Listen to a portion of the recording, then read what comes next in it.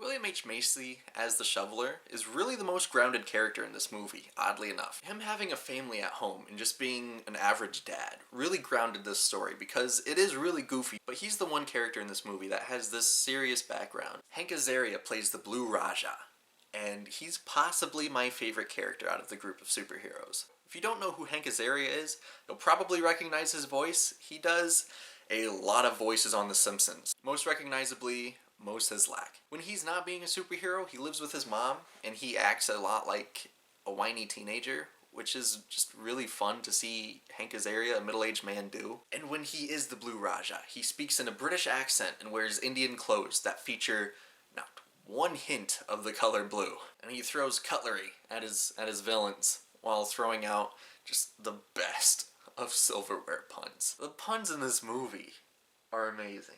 If you don't like puns, you're not gonna like this movie. There's a lot of groaners in this movie, but that's my type of humor. That, like, dad type humor.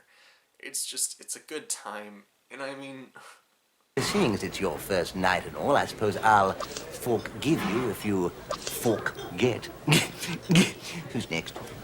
And Janine Garofalo is the bowler. She keeps the skull of her ex-superhero father in a bowling ball and fights bad guys with it. Like, his skull personifies this bowling ball, and it flies around fighting the bad guys. Yeah, it's that kind of movie. Now, she added a funny rivalry with Ben Stiller's character, and it was nice to see them go back and forth. Those were fun tidbits, but she never felt like a really important character in the movie. And that's how I feel about all of the added superheroes to the group. Like, they have a pool party, and they recruit superheroes, and all of the recruited heroes never felt like they were really that important. Maybe it was because the film was, like, cut down, because, I mean, it is fairly long, but they also had to cut a lot out of the movie. There was just a lot of movie here, and I feel like they didn't have as much depth that they needed. But then again, this is a very goofy movie, and I really shouldn't be looking into it that much. But at the pool party where they're recruiting superheroes, Dane Cook cameos as a wannabe superhero. And I don't even know if he was, like, famous enough for it to be called a cameo at the time. Like, I don't know if it was... I think this was just Dane Cook's first role in a movie. And there's a lot of that throughout this movie. Eddie Izzard played a disco henchman to Casanova Frankenstein. Kel Mitchell from Good Burger played Invisible Boy, whose superpower was he goes invisible. He turns invisible only when no one's looking, including himself. How do you even know you're going invisible? When you go invisible, you just know. Tom Waits plays like a crazy scientist guy the only way Tom Waits could. The only character where I kind of drew the line at was Paul Rubens' character. That's right, Pee Wee Herman himself is in this movie. And he plays the spleen, and his humor, oddly enough, I felt like was beneath this movie. This character consisted of mainly fart jokes and gross out jokes, which, I mean, sure, fart jokes are fine, especially in a movie like this.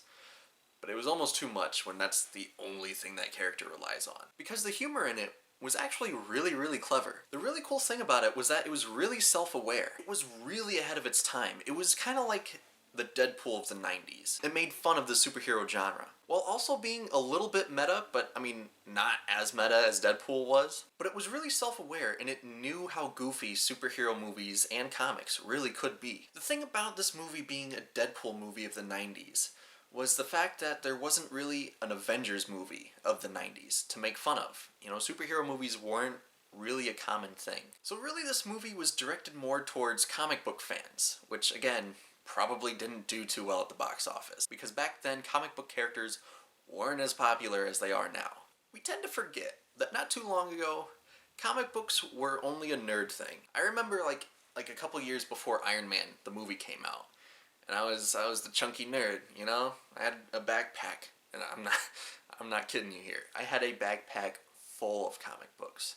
And sure, I was chunky, I was reading comics, I got made fun of a little bit. The week, and I promise you, it was the week after Iron Man came out, people were begging me for answers to the Avengers, and who Nick Fury was, and what superheroes were going to come next, and who S.H.I.E.L.D. was. These were the same people that mocked me for reading comic books. Don't think you're all high and mighty for watching these superhero movies now. There was a time where comic books were frowned upon, which I think is the main reason why this movie didn't do so hot at the box office. And at the time, the last comic book movie that was made was the really, really not so good Joel Schumacher Batman and Robin.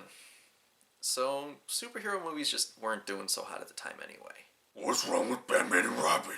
Batman, your suit had nipples in that movie. It was a really crucial part of defense against enemy attacks. That doesn't make any sense at all. I'm not wearing hockey pads. Really, the only problem that I had with this movie was right around the middle. The pacing gets really, really choppy. So, apparently the script for this movie was really, really bad, and they couldn't use a lot of it. So, because there were so many comedians and just really, really good actors working in this movie, everyone kind of improvised their lines. Actors would make up what that character would say on the spot, which for most of the movie added a lot of really good humor that wouldn't be there otherwise. But right in the middle, the actors, I think, started fighting over who got more screen time and who had the funniest joke. And a lot of it just felt really forced. Not all of those jokes landed, which really, really hurt the pacing of this movie.